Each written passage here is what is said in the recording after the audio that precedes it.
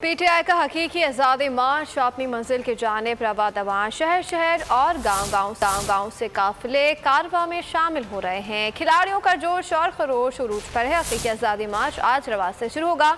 शाह महमूद कुरैशी ने गोजर खान में मार्च के शुरा से खिताब में कहा कि अवाम बेदार हो चुके, हकीकी आज़ादी अब दूर नहीं, जल्द मुआशी हालात के सामने नहीं रुक सकेंगे, इन्हें इलेक्शन की तारीख देना हो गया। असद उमर ने चकवाल में खिताब करते हुए कहा कि इमरान खान मौत से डरता है, ना जेल से।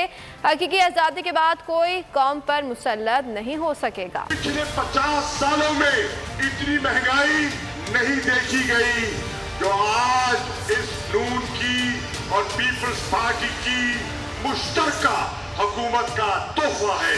अनकरीब माशी हालात के सामने ये नहीं ठहर सकेंगे, ये ना चाहते हुए भी यहाँ से भागेंगे, ये ना चाहते हुए भी इन्हें इलेक्शन करवाने पड़ेंगे। एक दूसरी तरफ खान को देखो, पहले उसको डराने की कोशिश की कि हम तुम्हें जेल में डाल देंगे, उसके बाद इन्होंने कहा कि ये ऐसे नहीं रुकेगा, ये जेल से नहीं डरता। बाहर बैठा हुआ 2.5 साल से भगोड़ा, पिछले 7 महीने से उसके भाई की हुकूमत है, उसके बावजूद वो खुद जेल को दौड़ा, लंदन बैठा हुआ डर कर वापस पाकिस्तान नहीं आ रहा। अगर आपको हमारी ये वीडियो पसंद आई है तो लाइक पर क्लिक कीजिए।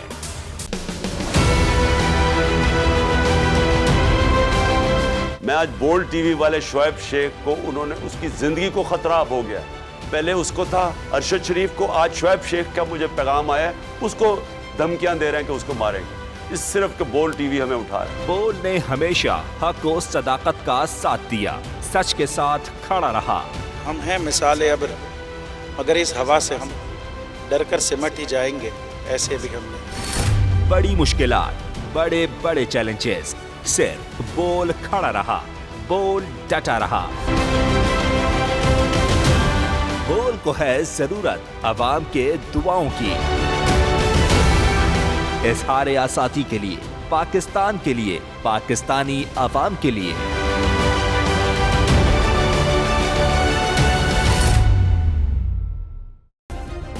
सब्सक्राइब करें और बेल दबाएं ताकि कोई खबर रह न जाए।